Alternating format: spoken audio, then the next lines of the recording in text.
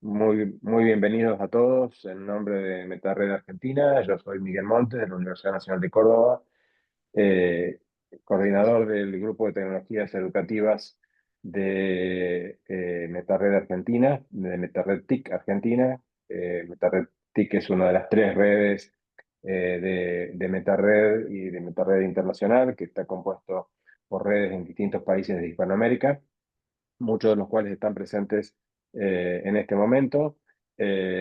Nos acompañan en este momento, lo que estamos viendo es Susana Verdejo, desde España, que pertenece a MetaRed Global, Osvaldo Espósito, Gabriela Zagurki y Patricia Altamirano, que forman parte del grupo de trabajo de tecnologías educativas en MetaRed Argentina, y nuestros dos expositores de hoy, Julio Alonso y Fabio Tarazova, a los que les presentaré enseguida.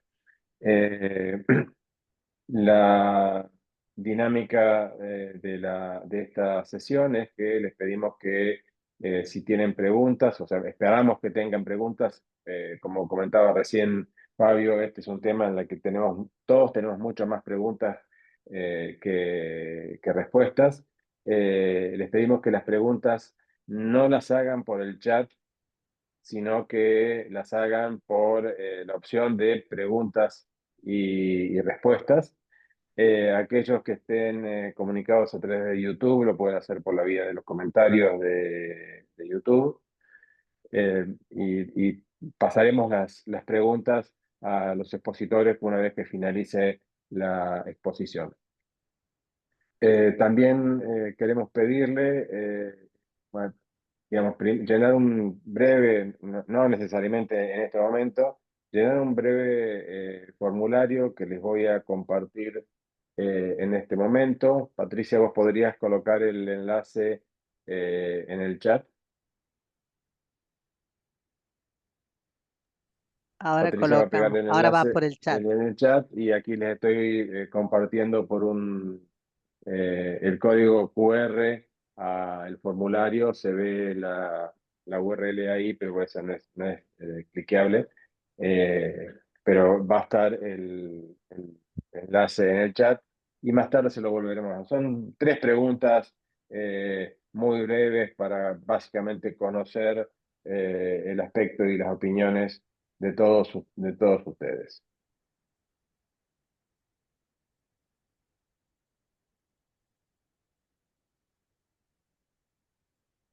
Bien, ya hemos superado los 500 participantes, con lo cual hemos excedido nuestras estimaciones más optimistas cuando comenzamos a hacer esto, y probablemente tengamos muchos más.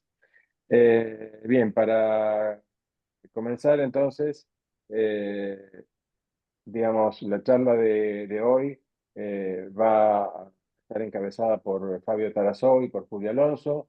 Fabio Tarazó es coordinador general del proyecto de Educación y Nuevas Tecnologías de Flaxo. Tiene una maestría en Ciencias Sociales con la orientación en la educación y es licenciado en Psicología, mientras que Julio Alonso es un licenciado en Ciencias de Comunicación de la UBA, que está fuertemente especializado en temas de tecnología, cultura digital y educación, y tiene una amplia trayectoria como formador y disertante. Creo que aparte ambos son ampliamente conocidos, por lo tanto no voy a abundar más en detalles y los dejo con ellos en esta presentación. Muchísimas gracias.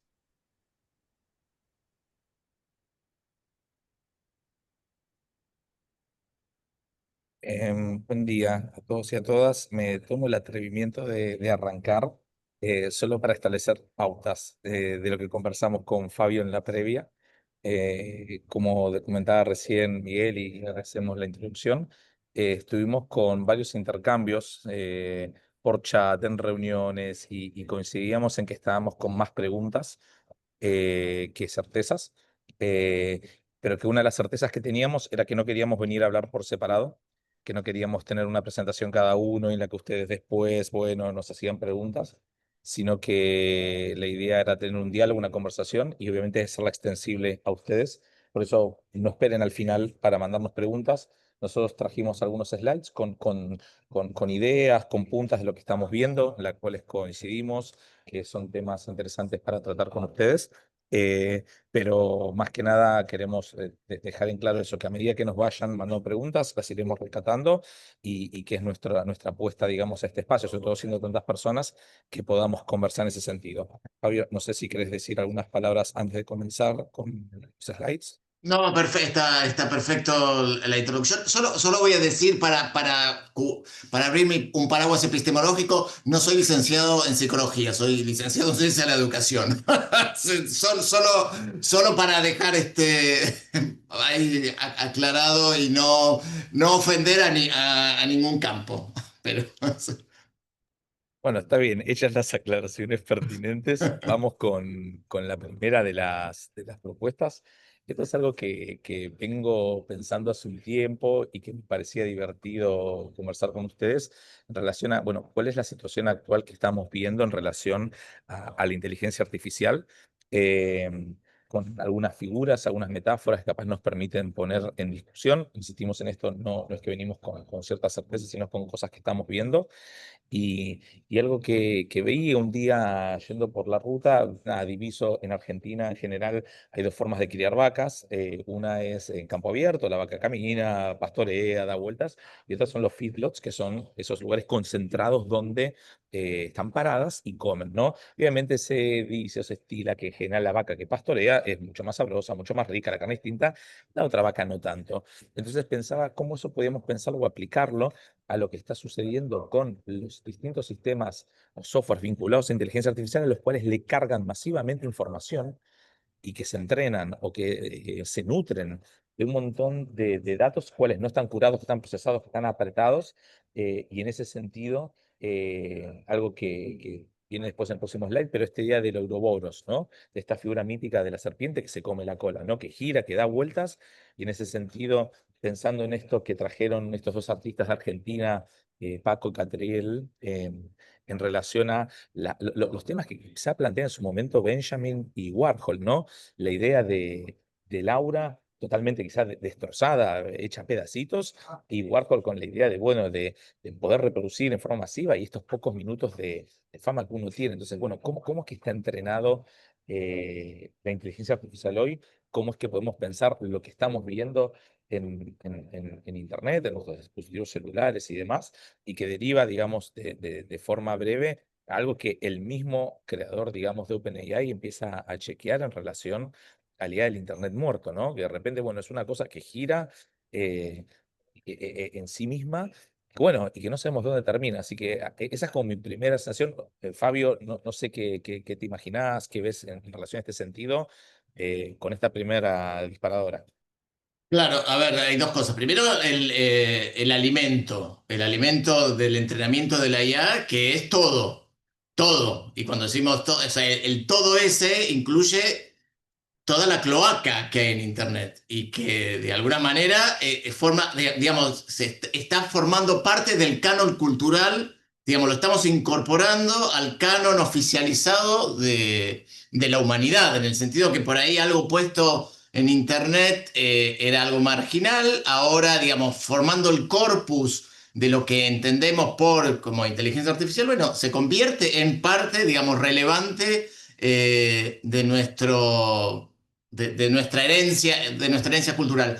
Y por supuesto que, digamos, con esto de la idea de que el Internet está muerto, digamos, apunta a varias cosas. Apunta tanto al modelo comercial de que el modelo de Google, de que antes googleábamos algo y eso digamos, nos ofrecía una cantidad de páginas para ver y algunas páginas pagaban para estar adelante y Google se quedaba con, digamos, lo que pagaban las páginas para aparecer en primer plano. Con estos resúmenes que aparecen ahora al googlear, ya nadie va a buscar abajo, todos no podemos quedarnos con los resúmenes y eso, digamos, está desestructurando todo lo que fue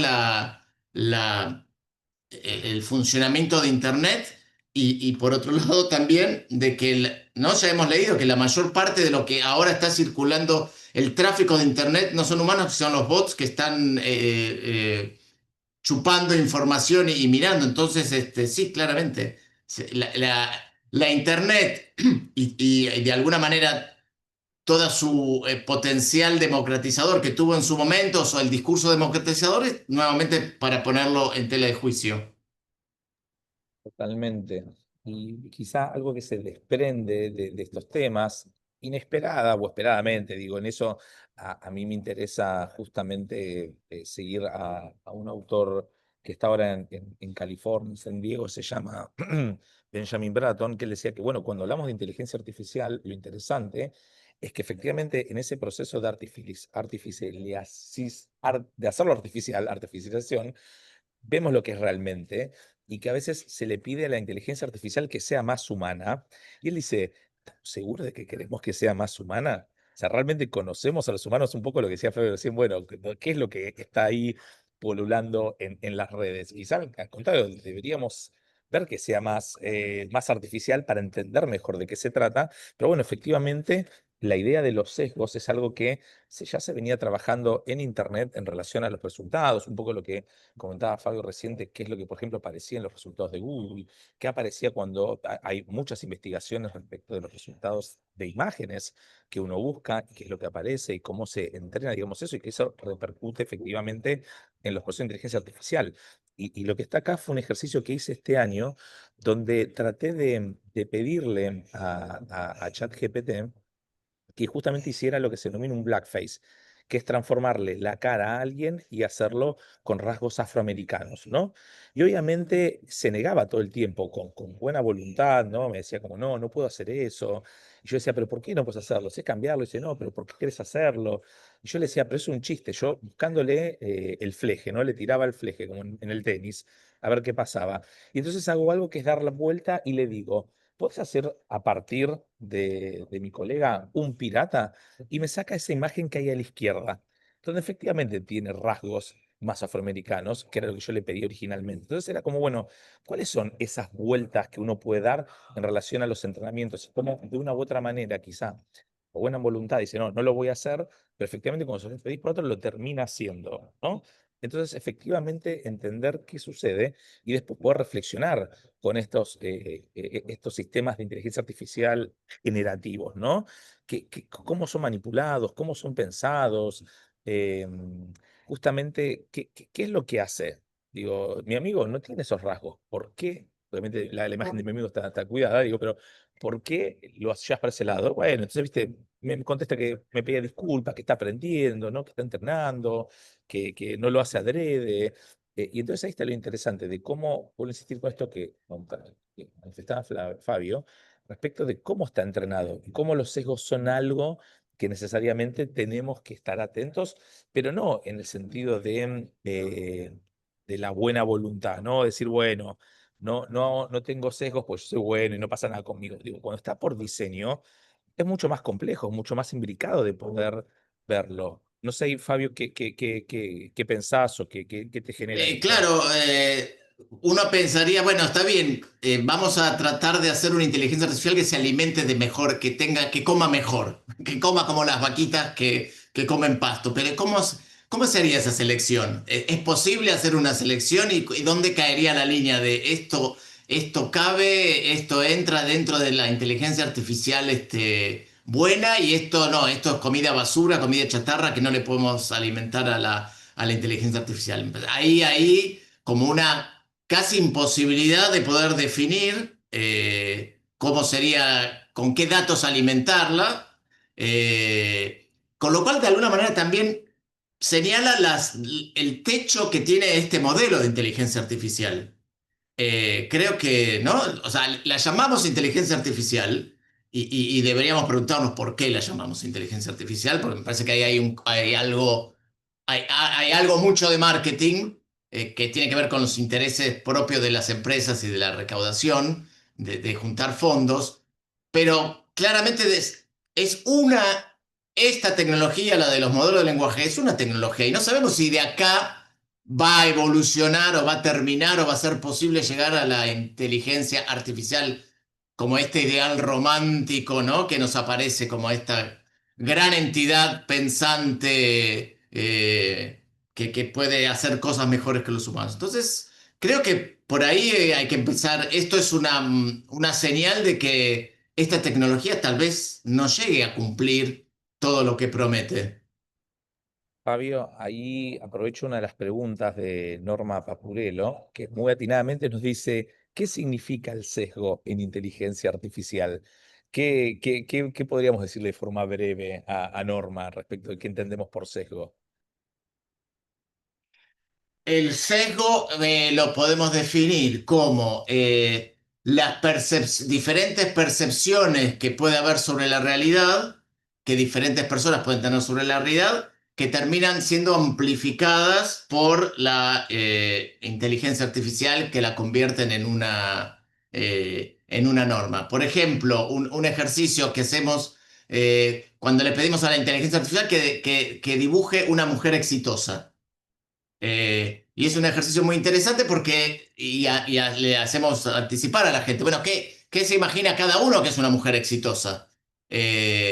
Y la inteligencia artificial termina dibujando una mujer rubia, con cintura, con cinturita, con traje sastre y con títulos académicos. Bueno, ahí hay un sesgo, porque ¿quién define, quién dice que eso es una mujer exitosa y que eso termina propagado por la inteligencia artificial como una mujer exitosa? Bueno, esos son los sesgos, digamos, son las diferentes percepciones que pueden haber y cómo la inteligencia artificial los termina, digamos, catalogando como esto es la realidad, pero en realidad es un sesgo. ¿Sí? No sé si se puede mejorar la definición, Julio, ¿qué pensás? No, yo creo que está muy clara.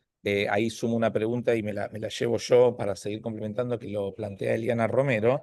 ¿Cómo podemos enseñar a los estudiantes a detectar los sesgos de la inteligencia artificial en sus propias búsquedas o trabajos?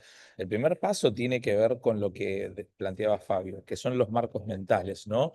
¿Qué entendemos que es algo y cómo nosotros lo producimos o cómo lo representamos? Porque en definitiva lo que nosotros estamos planteando es que lo que vemos en la pantalla es una representación de algo, ¿no? Esa idea de me pedís algo, me das una indicación y yo te entrego otra cosa, ¿no? Siempre en esto de no recordar que estamos hablando de una computadora, que uno le da una indicación, un input, nos devuelve algo.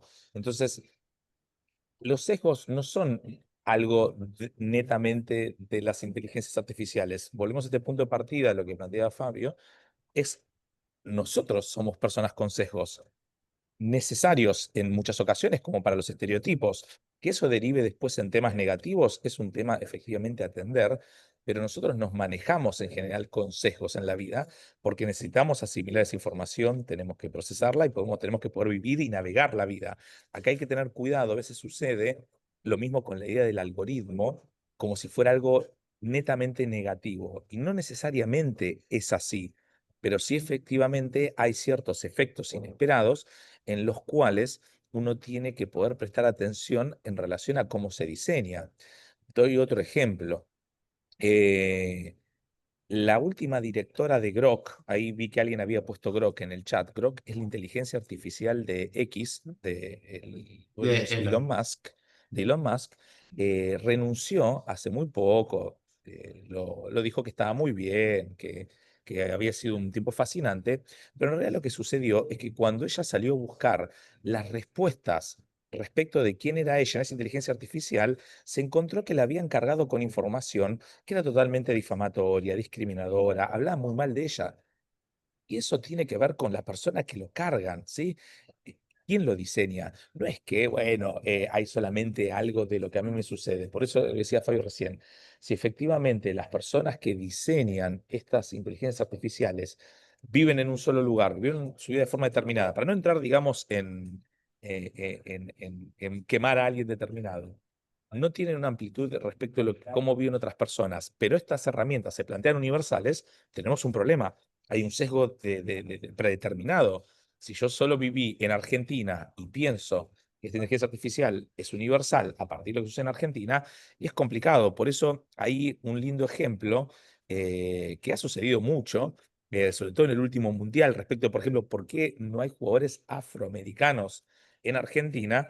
Y ahí pateo hacia esta caracterización de los sesgos locales. Un ejemplo de un Aníbal Rucci diciendo que Ali iba con Rucci en el auto y le pregunta dónde estaban los negros que no ve ninguno, y Rucci le contesta: lo tenés al lado, los negros somos nosotros. Entonces, es muy interesante pensar en la idea de los sesgos locales, porque efectivamente cuando hablamos también de cómo se cargan los datos, hablamos de localidades, hablamos efectivamente de sesgos respecto de quién construye. Más allá de esta idea del norte global, del sur global, digo que es un tema que sea para conversar en otro momento, efectivamente las cargas son situadas. No sé, Fabio, si tienes algo como para cerrar este primer bloque y pasar No, por las simplemente me preguntas, parece que pero... Julio, habría que hacer como una aclaración para los que no son de Argentina, explicarles que a quién se llama negro en Argentina, porque si no, no se entiende en el contexto. Digamos que negro es una manera despectiva de llamar a la clase trabajadora o gente que no vive que vive fuera de la ciudad de Buenos Aires. Digamos, esa es se lo llama, digamos, de manera despectiva se lo llama negros, y por eso acá el juego, digamos, que trae Julio, de la mezcla entre los negros afroamericanos y los negros argentinos que no son negros. Sí, no, o sea, creo que lo de los sesgos es nada. Es un tema para seguir, no, no lo vamos a terminar, así que creo que nada. eh, Vamos con tus preguntas, Fabi, con el mundo sección. ¿Por dónde Vamos, vamos? vamos con... eh, yo estaba, en realidad empiezo con las preguntas, pero en realidad estaba leyendo el libro de Carlos Magro sobre, ¿no?, de inteligencia artificial, y a mí me gustó mucho la idea que traen de la idea de la inteligencia artificial como un espejo, que nos refleja la universidad que tenemos. Y ahí podemos jugar, e imaginarnos que es el espejo de... ¿Es el de Blancanieves o el de Cenicienta? ¿Cuál es el...? Es que El de Blancanieves, el espejo. el espejo es el de Blancanieves, es el... La bruja estoy La seguro que es el bruja, que tiene el sí, espejo. claro, que el espejo le devuelve lo que la bruja quiere, ¿verdad? Entonces yo me pregunto si nosotros, la universidad, nos miramos al espejo y qué queremos que nos devuelva o qué nos devuelve en realidad, ¿sí? Y la inteligencia artificial como institución, como espejo, ¿qué nos devuelve a la universidad y de lo que estamos formando, ¿sí? Y esto es, ¿no? ¿Qué formamos en la universidad? Y es como que ahí apunta la primera pregunta. ¿Está formando profesionales críticos o simplemente futuros operadores de herramientas de la IA que terminarán reemplazándolos? ¿Qué, qué, qué hacemos en la universidad? ¿Qué estamos enseñando? Eh, Me parece, o sea, que muchas veces nos pone en tensión y esta cosa ¿no? Que nos encuentran siempre con las preguntas de cómo hacemos para identificar cuáles son los detectores de inteligencia artificial para saber si nuestros alumnos no están usando la inteligencia artificial, cuál es el mejor, cómo usamos. Bueno, creo que ahí el problema no es el detector, vuelvo a la idea de esto. Me parece que tenemos un problema si lo que hacemos en la universidad ahora, o las acciones que le pedimos a los alumnos, o si los aprendizajes que les estamos pidiendo a los alumnos se resuelven con inteligencia artificial, porque entonces nos estamos quedando, hay algo que estaría faltando en la universidad, o sea, que deberíamos estar apuntando a hacer otras cosas, o deberíamos haber estado haciendo otras cosas que la llegada de la inteligencia artificial no lo haya, digamos, no nos ponga en jaque, ¿no? O sea, a veces creo, cuando yo mismo, ¿no?, preparo las clases y doy clases y hago trabajos, pero todo esto es un ejercicio de jugar con ideas de los libros y de armar un texto y de jugar con esas ideas y de relacionarlas y todo muy lindo. Pero de eso, ¿qué sucede al trasladarlo a la realidad? Eso es la formación de profesionales que queremos en la universidad, el que sean operadores de ideas, que las puedan enlazar bien, que las puedan escribir bien, y ahí nos quedamos. Por eso ahí me viene esta pregunta, que por supuesto no tiene respuesta, ¿no? ¿Qué estamos formando y qué imagen nos devuelve el espejo de la IA? Coincido, coincido. Yo venía pensando en algo similar estas semanas en relación a la idea de los rituales. Y que me sucede, mañana tengo que ir a un congreso de ciencias de la comunicación que reúne a todas las universidades y voy con esta idea en mente de, bueno, ¿cuál es el sentido de ir a reunirnos a leer papers? ¿No? A mirarnos, leer papers y poner varios deadlines para entregar los papers cuando hoy puedes hacerlo rápidamente cargando la información. Digo, evitemos la conversación de utilizar o no utilizar. Digo, ya está, digo, ya sabemos que lo estamos utilizando. Creo que la cuestión tiene que ver con esto que planteas respecto de somos meros operadores o vi algunas de las preguntas ahí en el chat respecto de si efectivamente somos críticos. Y es algo que planteas que es interesante porque, por ejemplo, en particular, quizá en la Universidad de Buenos Aires, en Ciencia de la Comunicación, siempre había una demanda de, che, pensamos demasiado, no sabemos usar las herramientas. Y ahora estamos como en una inversión interesante de, bueno, ¿qué hacemos? ¿Las usamos? ¿Pensamos críticamente? ¿Cómo llevamos adelante eso?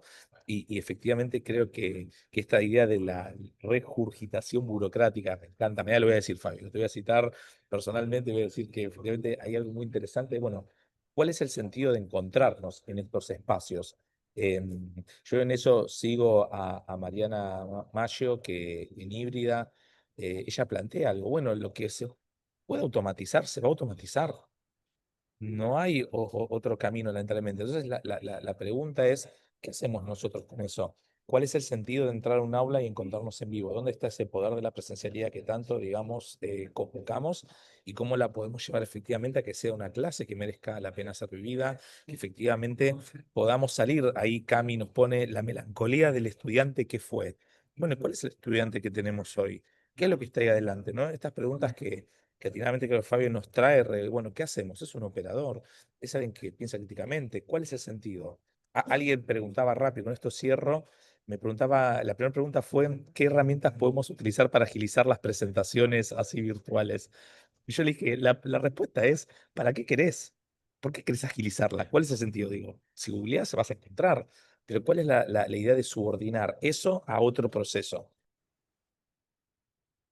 Sí, me parece que la incomodidad, o sea, esta incomodidad que tenemos, digamos, por ahí es más fácil echarle la culpa a la IA que repensar lo que tenemos que pensar dentro de la universidad y cómo las universidades pueden dar respuesta al desafío que tiene que ver, no solo, me parece que no es solo una cuestión de reglamentar el uso de la IA y poner, bueno, se usa para esto, se especifica, se tiene que poner el prompt, o sea, no es, el desafío no es reglamentar el uso de la IA, sino pensarse qué es, como lo que decía Julio, qué vale la pena hacer, nos encontramos para qué, cuál es el propósito de este encuentro, cuál es la experiencia significativa de aprendizaje que vamos a tener, que vamos a tener como alumnos y como docentes.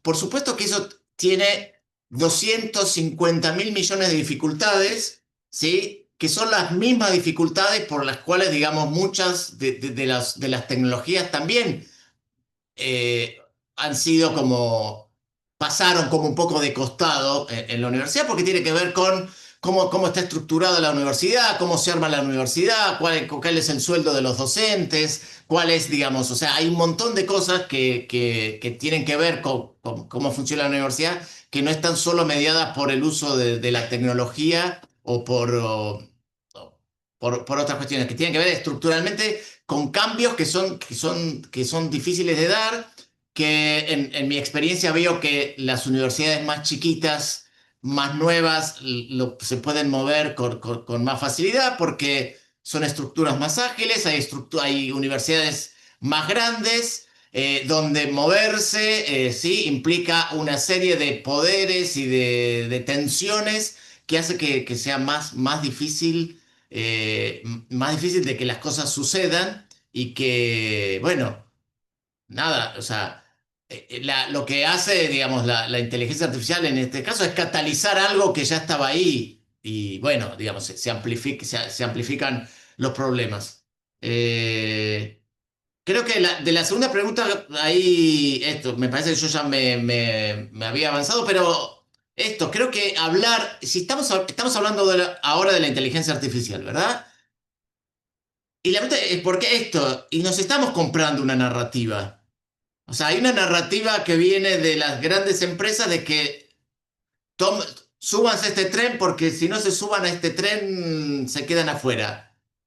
Digo, podemos preguntarnos, o sea, podemos hacernos la pregunta si sí, si este es el tren, ¿es este el tren? No sé, al menos yo no me haría la pregunta, ¿no? No sé, Julio. A ver, me estoy riendo mucho porque la cantidad de preguntas que nos van llegando y están discutiendo en el chat entre ellos me parece fascinante. Así que algo bien estamos haciendo, Fabio. Ok. Creo que hay una narrativa interesante planteada. Sí, en relación a esa segunda pregunta, a ver, el mismo Sam Altman dijo hace poco en una conferencia que la gente no sabía lo que era la inteligencia general.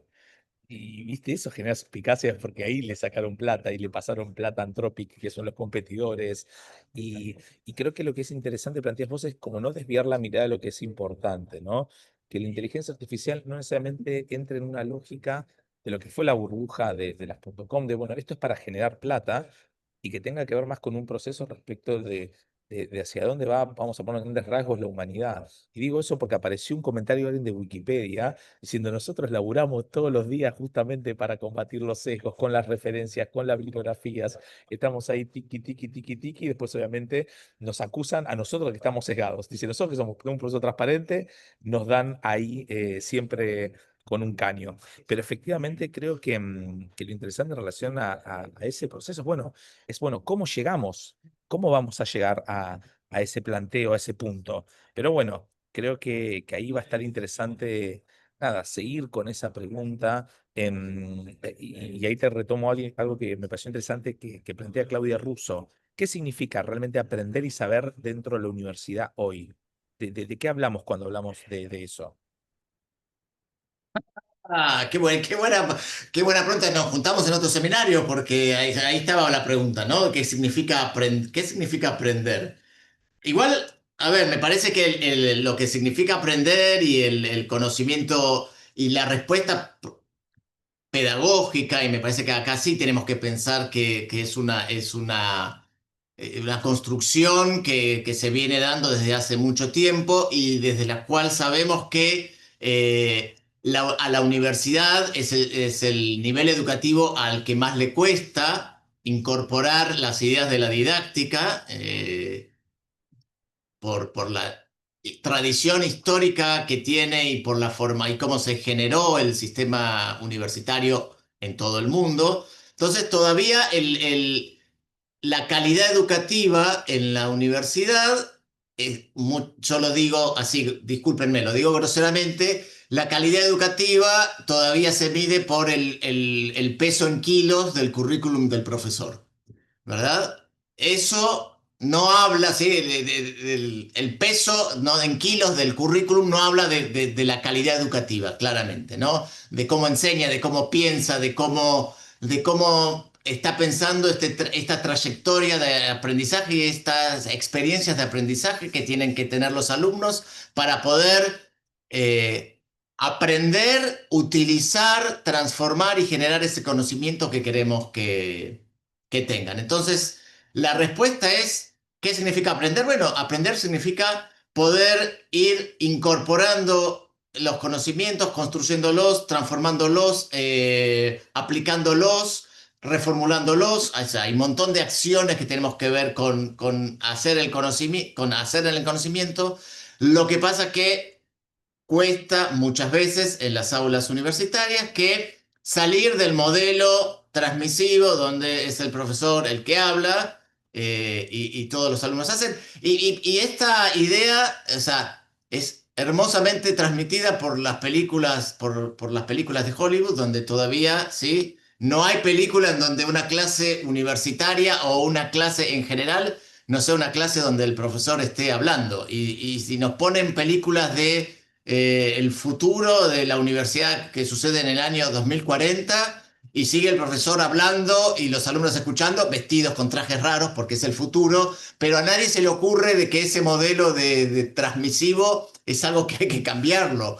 O es algo que está cambiado y que hay fundamentos pedagógicos, didácticos para que esto pueda cambiar y para pensar de que podemos generar otras experiencias de aprendizaje en la universidad que no necesariamente estén centrados en la transmisión de información que da el docente.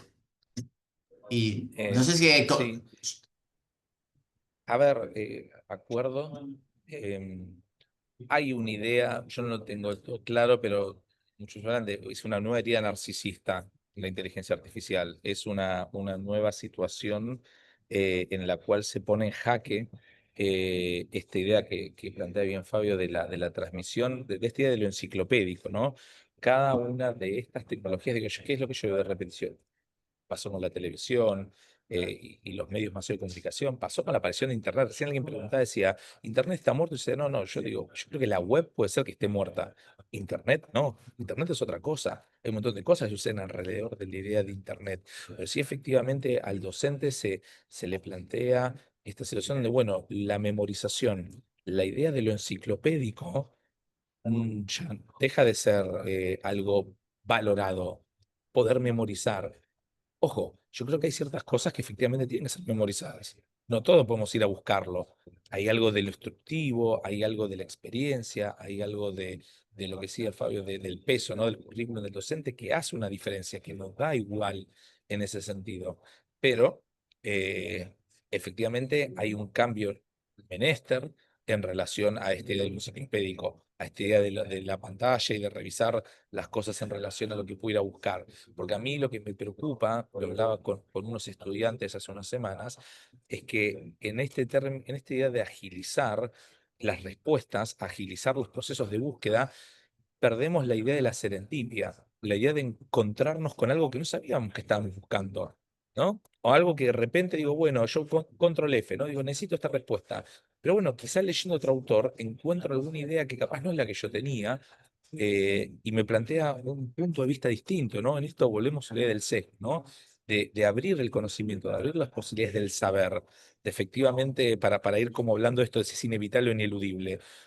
Hay algo de inevitable, pero uno no sabía que se iba a encontrar con esa opinión. Yo no sabía que nos íbamos a encontrar hoy con 700 personas y íbamos a hablar de todo esto, teníamos que hablar. Si yo me limitaba a decir, bueno, no, estoy preparado para decir lo que quiero decir y me voy y escucharlos a ustedes. Entonces, yo creo que efectivamente lo que debemos tener cuidado en relación a qué queremos aprender, bueno, aprender efectivamente a la búsqueda, a la investigación, a la indagación, en ese sentido, para no perder la serendipia. Sí, Julio, hablaba justo recién de esto, de la serendipia y de la creación de la burbuja, porque me parece que hay algo, ¿sí? De que está en la narrativa de la IA y que está en la narrativa también de muchas tecnologías de la personalización y de ir encerrándonos en lo que nosotros queremos y en lo que a nosotros nos gusta. Y ese encerrarnos en los que nosotros nos gusta porque necesitan mantenernos como prendidos a la pantalla, dándonos solo lo que nos gusta, lo que nos hace es empobrecernos, porque solo comemos lo que nos gusta y dejamos de probar otras cosas y no descubrimos otras cosas y no vemos otros puntos de vista que, ah, caramba, qué interesante. O sea, todo bombo narrativo de la personalización, digamos, para mí tiene una contracara muy fuerte que es el empobrecimiento, es impedirme ver cosas, de descubrir cosas diferentes, cosas que me hagan ruido, cosas que me hagan pensar, porque si, o sea, si no termino encerrado en mi propia burbuja sin saber lo que está pasando afuera. Bueno, algo de esto sabemos que sucede en las redes sociales y estamos viendo, ¿no? Los efectos que tiene en la política en diferentes países, ¿sí? Pero me parece que también desde el punto de vista cognitivo, si solo voy a estar comiendo de las mismas ideas, todo el tiempo de las mismas ideas, a la larga hay un empobrecimiento de no descubrir otras cosas, de explorar el mundo y descubrir, hay otras cosas de las cuales me puedo enriquecer, puedo abrir puertas que no sabían que existían y digamos, ahí, si siempre, digamos, sigo el consejo de la inteligencia artificial, me voy a quedar sin abrirlas. Eh, por ahí hablaban de cómo, ¿no? Alguien preguntaba a los docentes, cómo hacer a los docentes o cómo hacer transformaciones en didáctica de los docentes en la universidad. Bueno, o sea, y creo que cada institución tiene las maneras de seleccionar y promover los cambios, digamos, en la manera de dar clase de los docentes, en cómo se proponen las materias, en qué se espera de las materias, ¿no? Porque también a veces uno lee las, ¿cómo es? Los programas de las materias y yo digo, bueno, este programa de la materia parece el índice de un libro, son solo temas, temas, temas, temas. Y yo esperaría o pensaría que cuando uno va a, ¿no? a aprender algo en una materia, aprenda habilidades, hacer cosas, hacer, ¿no? Entonces el hacer es difícil representarlo solo con temas. Estaría bueno pensar los programas como que el contenido es un verbo, ¿sí? Que lo que uno vaya a aprender es hacer. Pero creo ahí nos estamos yendo, así que volvamos a la inteligencia artificial. Bueno, pero está bueno, es lo que sucede en el chat, que creo que muchos planteaban, bueno, es necesario revisar el tema de la ética y demás. Digo, bueno, son cosas que ya veníamos conversando antes. Hay a veces herramientas o estas disrupciones, digamos, tecnológicas que lo que hacen es funcionar como catalizadores sobre distintos temas. Seguramente nos plantean nuevos ejes, nuevas ideas respecto a lo que es nuestra humanidad, lo que es nuestro trabajo, pero es interesante cuando nos encontramos en estos parangones donde, bueno, nos volvemos a repreguntar qué estamos haciendo, cómo nos descentralizamos de la solución a la que estamos. Por eso, para la última pregunta, y podemos ir al slide final que a mí me encanta, pues algo que vengo ahí muy atento, es, yo creo que hacer las dos cosas. Yo creo que hay algo de innovación legítima en relación a lo que sucede en el aula, tanto del lado del docente como también del alumno, ¿no? En esta idea que vengo escuchando en varios lugares de hacemos como si, ¿no? Yo como que no la uso, vos haces como que no la usás, en realidad la usamos y después, bueno, y poner en discusión eso en el centro. Creo que la claudicación viene por el lado de una postura, ¿no? Y yo creo que quizás no estamos claudicando, pero sí nos estamos ubicando o estamos adoptando una postura nueva donde obviamente hay una incomodidad y claudicar sería abandonar el aula e irnos. Y creo que el pensamiento no es, o lo crítico, digamos, y lo que son las tecnologías no está solo puesto allí. Creo que hay cosas que son nuevas en relación a esto, a quienes organizan la información, quiénes son los que comandan y plantean estos diseños predeterminados de qué podemos hacer y qué no, pero siento que hay cosas que tienen que ver con lo que sucede en nuestras aulas y cómo nosotros podemos tomar decisiones en relación a eso. Vaya por lo que vaya, ¿no? Respecto a los celulares, respecto a las pantallas, respecto a la información, siempre tuvimos ese poder. No creo que se nos haya escapado, pero bueno, depende, como decía bien Fabio, ¿qué vamos a hacer?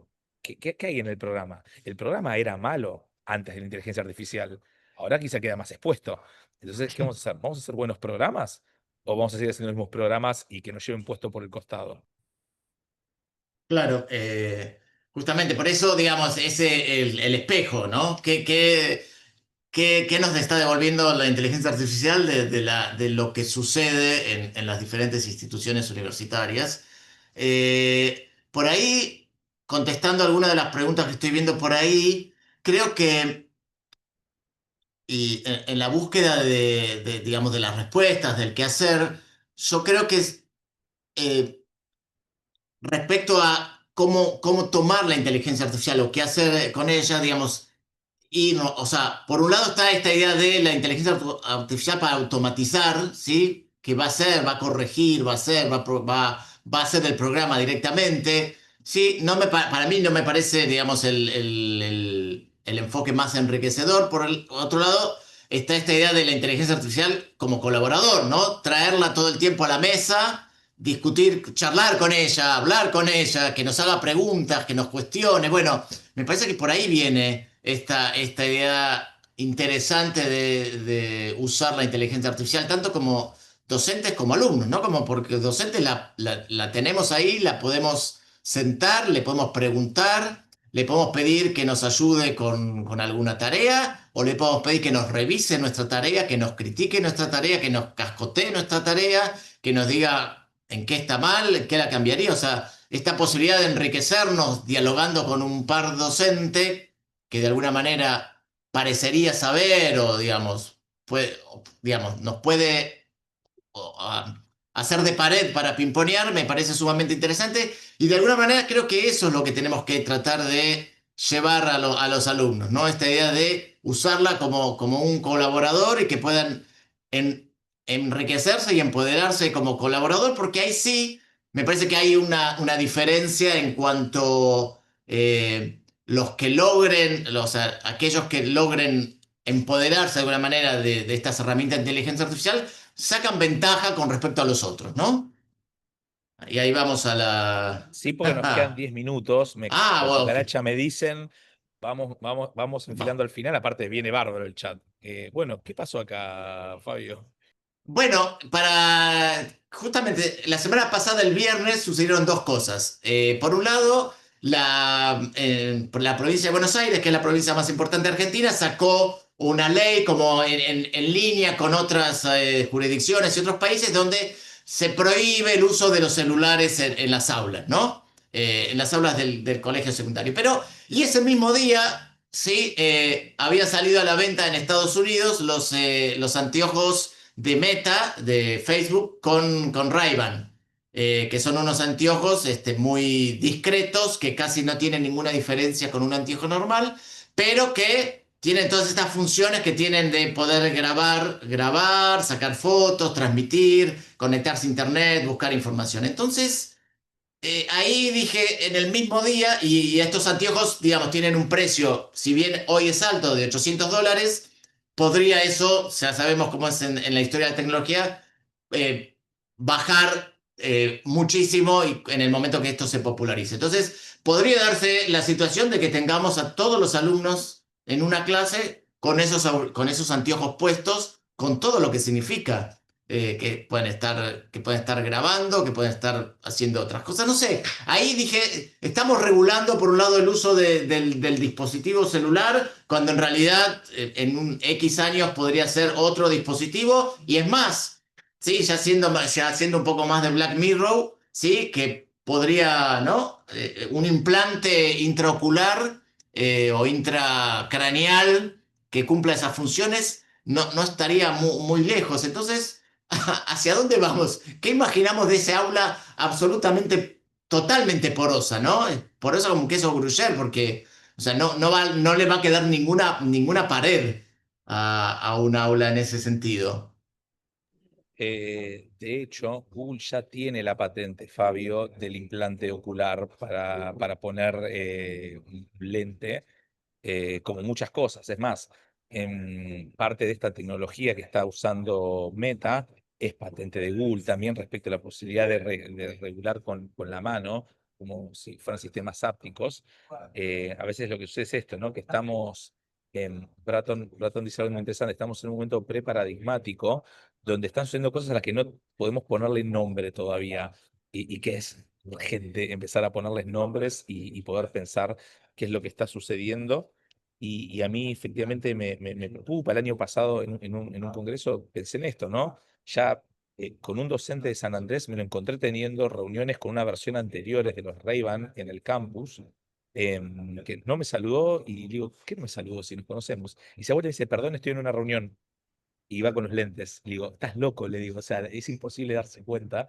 Y entonces ahí lo que un poco me empezó a preocupar es esta idea de donde vamos hacia un futuro sin pantallas, ¿no? O no las pantallas con las que conocemos ahora del celular, de la computadora, de una televisión, sino de estas realidades mixtas y donde efectivamente quizás un golpe de gracia para esta idea enciclopédica, esta idea de pensar en pantallas y donde ya no tenemos que entrenar lo que observamos sino que tenemos que empezar a entrenar la percepción, empezar a entrenar lo que vemos, pues estas realidades mixtas donde vos ves en los lentes y de repente veo otras cosas flotando alrededor, o no prestar la idea de la atención, ¿no?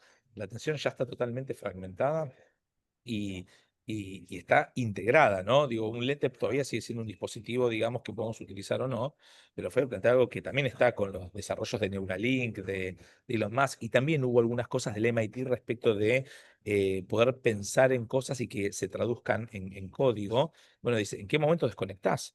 ¿Qué momento desenchufás? ¿No? Entonces creo que es interesante pensar esta idea de cómo vamos a entrenar en el mejor de los sentidos lo que percibimos, lo que nos sucede con el cuerpo, porque ya no es solo lo que vemos, no es el reino o lo que rige es lo observable, sino lo que podemos sentir. Estoy leyendo un librito, con esto cierro y paso la palabra de vuelta, un librito de Merton, o sea, o una repetición de la Safer de Merton, y decía, ¿no? ¿Qué es aprender? ¿Qué es la ciencia? Lo que podemos observar, ¿no? Lo que podemos después, bueno, en eso datificar, verlo. Y yo decía, claro, estamos sobre el régimen del ocular y hacia ahí vamos. Entonces, bueno, ¿qué sucede? ¿Qué sucede con todo el resto de los sentidos cuando lo que vemos sabemos que está totalmente alterado y hoy ya no podemos, entre comillas, confiar en lo que vemos? ¿Qué pasa después en ese sentido?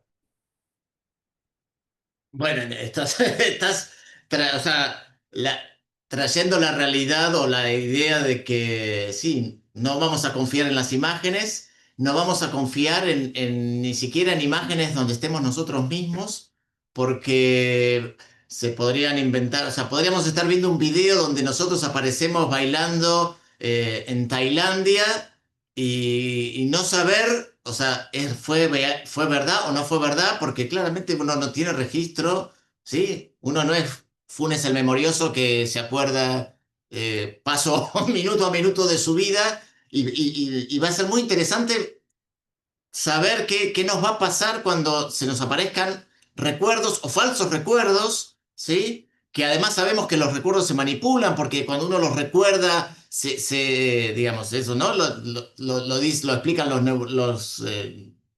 neurólogos. Un recuerdo se evoca, pero al evocarlo se lo cambia y se lo guarda cambiado. Entonces, vamos a tener, no sé, el comercio de los recuerdos y está la película, ¿no? De Total Recall, que bien, estaría bien volver a verla porque es cierto que vamos a poder comprarnos el recuerdo de unas vacaciones en el Caribe, en una playa paradisíaca y sin el esfuerzo de haber ido al Caribe. Pero bueno.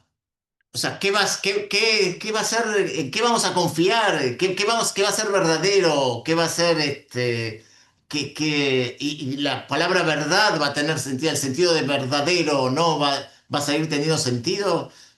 No sé. Veo cosas divertidas que nos dicen, bueno, te conecta y te desconecta. Efectivamente, ahí Durgan Nalar dice en el chat, se vienen las agencias de turismo que implantan memorias, claro, por supuesto. Hablan de volver a la caverna, hablan de Matrix, y hay quizá lo interesante, como también línea, es, bueno, cómo la ciencia ficción nos anticipa, nos permite trabajar, pero pienso que la idea de Margaret Atwood, la creadora del cuento de la criada respecto de la ficción especulativa, me parece mucho más interesante, ¿no? Bueno, ¿qué podemos utilizar que existe hoy para entender esos futuros que se acercan, que existen, pero que son esta idea de, bueno, ¿qué es lo deseable? ¿Qué nos interesa que suceda con esto que van avanzando, que van desarrollando? ¿Por qué no lo vemos esto? Digo, las patentes ya están. Bueno, estamos al alcance de poder utilizar esas herramientas, cómo impacta en nuestros entornos educativos. Y vuelvo a insistir, ¿no? Con esta idea de traía Fabio, ¿para qué nos encontramos? ¿Cuál es la decisión? Si lo que estaba mal estaba mal, ¿queremos que perdure lo que estaba mal o queremos hacerlo mejor? ¿Queremos buscar nuevos desafíos que efectivamente hagan que el estudiante venga, ¿no? Alguien dijo ahí en el chat rápido, y te lo devuelvo, fue, decía, bueno, ¿se acuerdan cuando demonizábamos a la tele? ¿Se acuerdan de esas viejas épocas cuando demonizaban la tele? Y ahora los chicos ya no ven tele, o no ven, digamos, televisión, capaz ven contenidos similares. Hay mucho esto de volver a ver cosas especiales, pero ¿qué es lo que están viendo? ¿Qué es lo que están utilizando hoy? Digo, ¿dónde están hoy en ese sentido? ¿Qué va? ¿Cuál es la idea de creo que está bueno esto de restringir, prohibir? ¿Cómo es una regulación en ese sentido de lo que ven? ¿Vamos a poder regular lo que ven? Creo que no se puede regular. A mí por ahí me preocupa, tal vez lo que me preocupa es que todas las diferentes modos de consumo lo que termina haciendo es concentrando el poder de muy poquitas empresas. Por ahí esto es lo diferente de otros momentos, ¿no? Porque antes veíamos la televisión, pero había como mm, varias, qué sé yo, había muchas empresas de televisión, o varias por ciudad, varias por provincia, por país.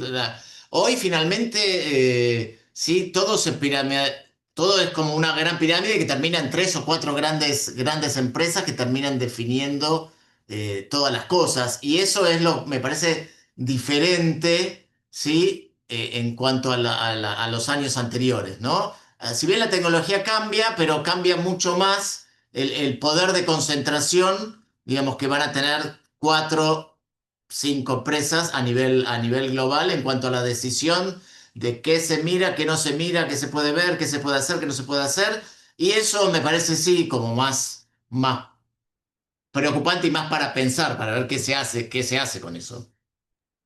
A mí me pone contento el lío que armamos. Recién una persona pobre puso, no entiendo por qué hay dos chats en paralelos, porque la gente no puede tener foco en un solo lugar y porque la participación se diseña. Por más que dijeron preguntas y respuestas por un lado, chat del otro, las personas quieren chatear en todos lados. Eh, Esto es lo divertido. Yo creo que para mí lo mejor que nos está pasando hoy es que son casi 750 personas y es una catarata de mensajes. No sé, Fabio, vos qué te imaginabas cuando veníamos, pero yo me imaginé un momento y dije, bueno, vamos a hablar vos y yo solos y capaz alguna pregunta rescatamos al final. Es un bombardeo. Yo estoy muy divertido contestando. A algunos les contesto sí, a otros les digo fenomenal, a otros les elaboro algo más, pero está fascinante esto. No, no sé cómo lo estás viviendo vos. No, yo no, nunca me imaginé me hubiese puesto traje y corbata si sabía que venían 700. Me hubiese vestido, bueno, me hubiese vestido acorde a la ocasión. La verdad que es como fascinante poder tener el espacio para interactuar, charlar, dar ideas, ver lo que sucede y que nada, que sea el inicio de diálogos que se sigan continuando. Me parece que es lo que podemos apuntar, porque además ¿no? En un minuto nos cortan, nos bajan el switch. Claro, con eso último también me quedo, me río porque alguien dijo, no saben seguir las consignas. ¿Quién no sabe seguir las consignas hoy? Es el problema que tenemos con los estudiantes todo el tiempo. Dar una consigna clara, organizar. Efectivamente, creo que lo interesante en relación al foco que tenemos hoy, que decía Fabio, algunos van a tener foco, otros quizá no. Me parece que en realidad lo importante, así por lo menos lo veo yo, no lo voy a meter a Fabio en este embrollo, es que no importa si perdieron el foco. Para mí lo importante es que yo los vi y te contesté. Y fui para un lado y fui para el otro y estoy viendo, no sé si como dice Lorena es multitasking, pero creo que efectivamente a veces los caminos del aprendizaje para los estudiantes son diversos. Doy solo este ejemplo anecdótico y perdón la autorreferencialidad, pero yo tenía una estudiante diagnosticada dentro del espectro del autismo y ella se le hacía muy complicado algunos exámenes y ella me vino a plantear que a ella le costaba la parte de la memorización, ¿no? Capaz es contentudo, pero como que no le gustaba tener que responder de forma memorizada las cosas. Entonces lo que yo le planteé era que íbamos a cambiar ese examen y íbamos a hacer un examen que a ella le sirviera, pero que los iba a obligar al resto a hacer ese examen. Y hicimos una red de conceptos, algo muy sencillo, primer año de secundaria, donde lo que tenían esos estudiantes era comparar conceptos. Y a ella le fue fenomenal. Y al resto, o la gran mayoría, le costó un pesar. Ellos estaban preparados para responder automáticamente, porque así venían seteados a la secundaria. Y a veces tiene que ver con eso, con definir ideas, trazar contenidos y pensar efectivamente cuáles son los recorridos que tiene cada uno y a partir de ahí poder definir.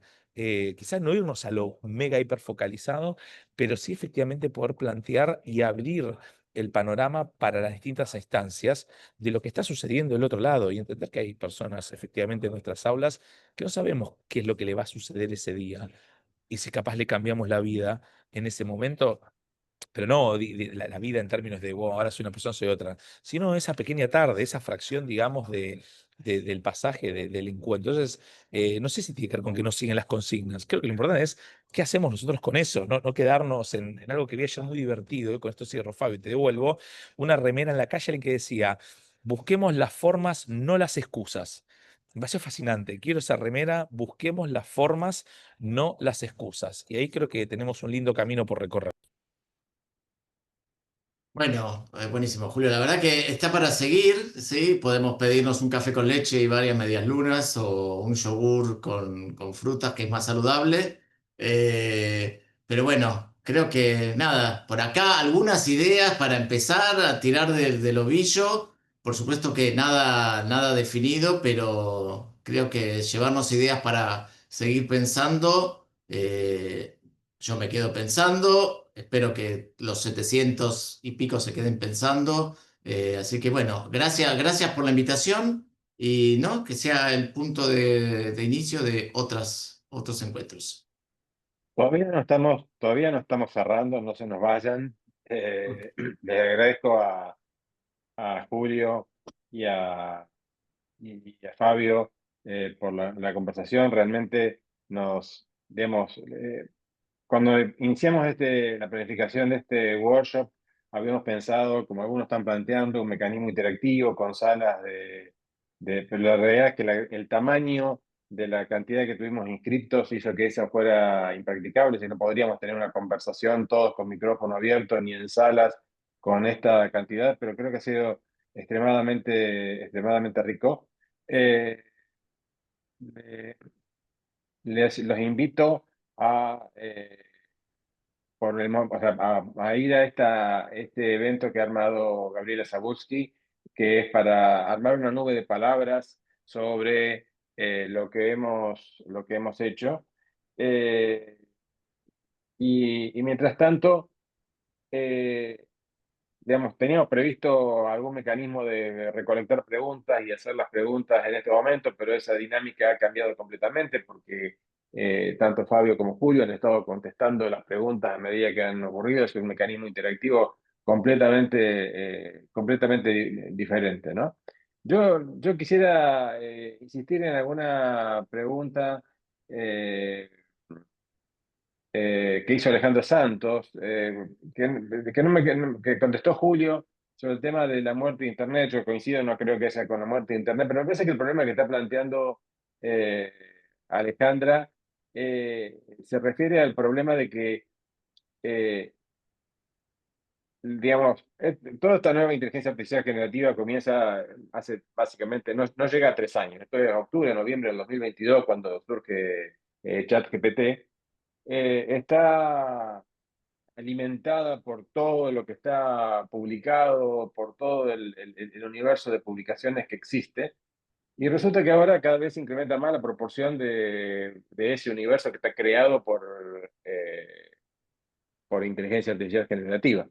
De hecho, por ejemplo, en el ambiente tecnológico había sitios de preguntas y respuestas donde alguien preguntaba y alguien se tomaba el trabajo de contestar, y esos sitios han desaparecido porque la gente ahora le pregunta a Gemini o a ChatGPT, y por lo tanto lo que está publicado es lo mismo producido. Entonces estamos en un mecanismo de reciclamiento, y me parecía que la pregunta era si en realidad lo que estamos generando, o sea, si entramos en un círculo vicioso donde dejamos de producir nuevo conocimiento y estamos teniendo una inteligencia que se realimenta a sí misma, ¿no? No sé, me pareció que esa era la intención de la pregunta de Alejandro. No sé qué piensan ustedes. A ver, creo que en principio lo pienso, hay como un desafío, ¿sí? Es como el desafío de cómo salirse del canon, cómo salirse de lo establecido. Es como un desafío para los artistas, ¿no? En la medida que uno le pide ahora a una inteligencia artificial que genere algo con el estilo de tal y tal y tal o cual. Bueno, qué va a ser creativo? ¿Qué va a ser novedoso? ¿Cómo alguien que trabaja en el arte y en la expresión puede generar algo que sea diferente y que no esté contemplado por la inteligencia artificial? O sea, porque sabemos que la manera en que trabaja esta tecnología de inteligencia artificial es por estadística, por proximidad. Entonces, ¿cómo alejarnos? O sea, ¿cómo hacer algo que sea disonante, que no esté parametrizado dentro de lo que la inteligencia artificial puede generar, porque trabaja por la estadística? Entonces, ahí me parece que hay como un desafío de poder hacer otras cosas, de explorar otros lugares, porque claramente para mí la inteligencia artificial es esto, tiene el problema de que no sabe correrse, no se puede correr para el costado con facilidad con la que podemos corrernos nosotros para explorar otros caminos.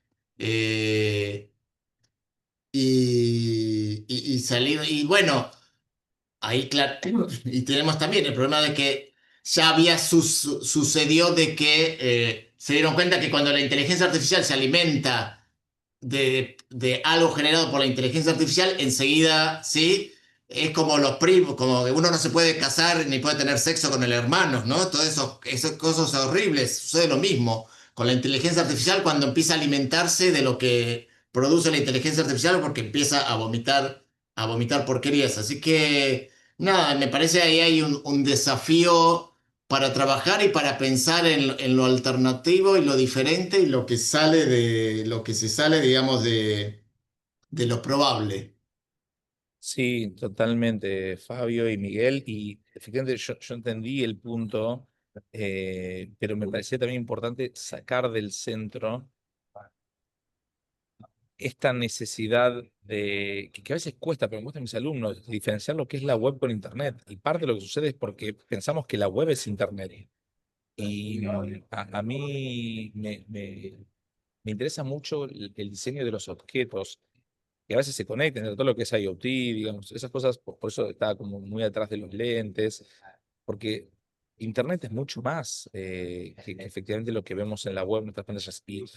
Y a mí me gusta seguir mucho a Marta Peirano. Marta justamente es una persona que le pone mucho foco a lo que sucede justamente con las telecomunicaciones, a lo que sucede con los datos, a los data centers, a los servidores, a las cosas que hacen que funcione, más allá de lo que nosotros estamos viendo en pantalla. Entonces, efectivamente, hoy la web, en todas las cosas, está muerta, va a estar muerta, y no es menor que Altman lo diga, porque en realidad lo que sucede, y que Google tardó un montón, en el sentido es que la gente está buscando en ChatGPT.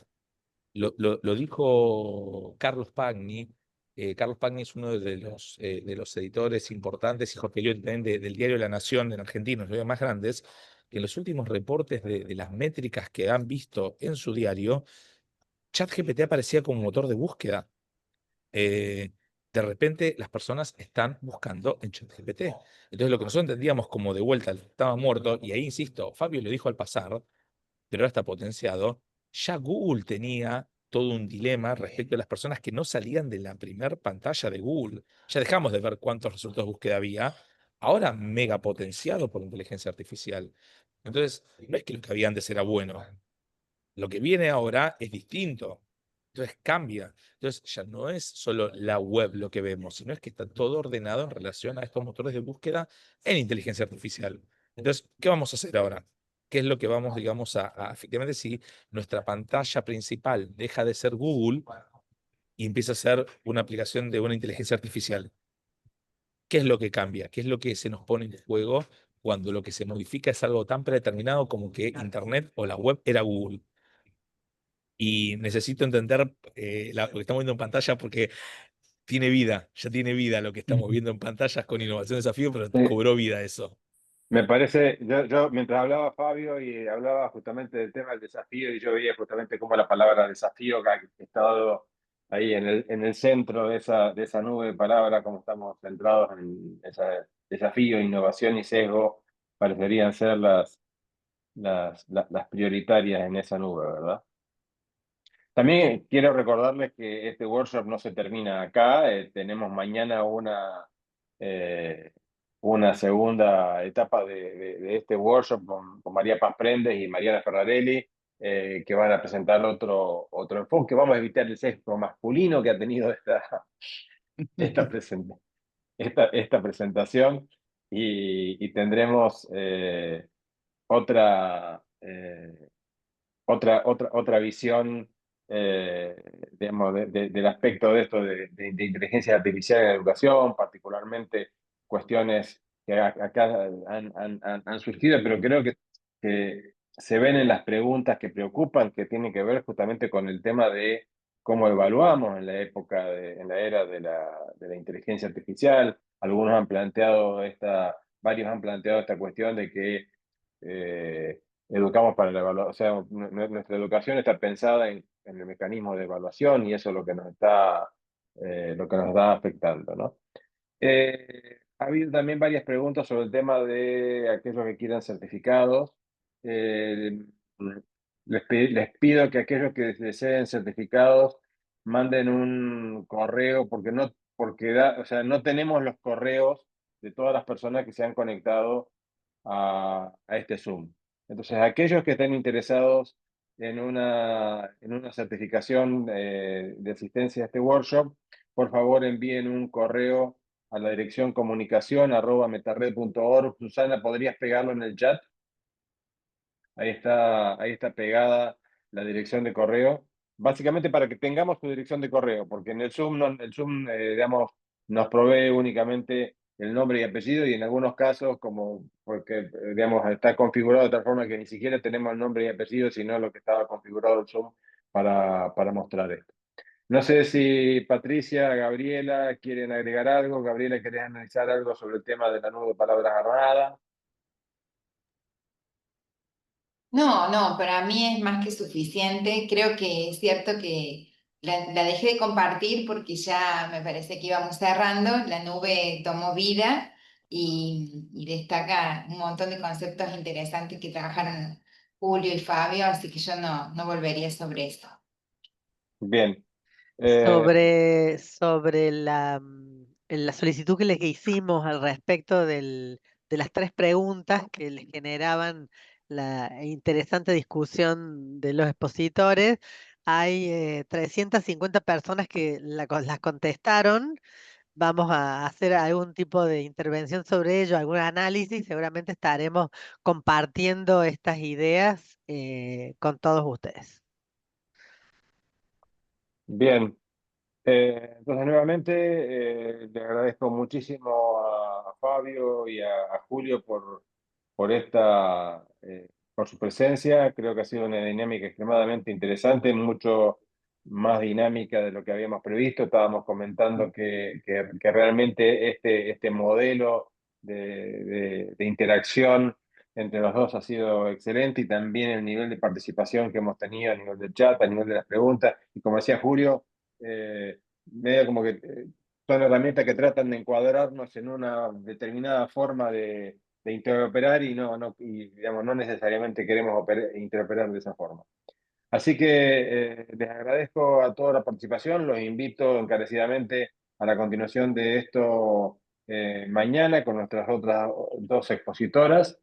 Está puesto en el chat todavía, ya Patricia ha puesto varias veces el enlace al formulario por si quieren completarlo. Muchas gracias nuevamente y nos vemos mañana. Hasta luego, muchísimas Muchas gracias. gracias. Muchas Hasta luego. gracias. Adiós. Enhorabuena, Fabio y Julio, ha sido espectacular. Hasta mañana.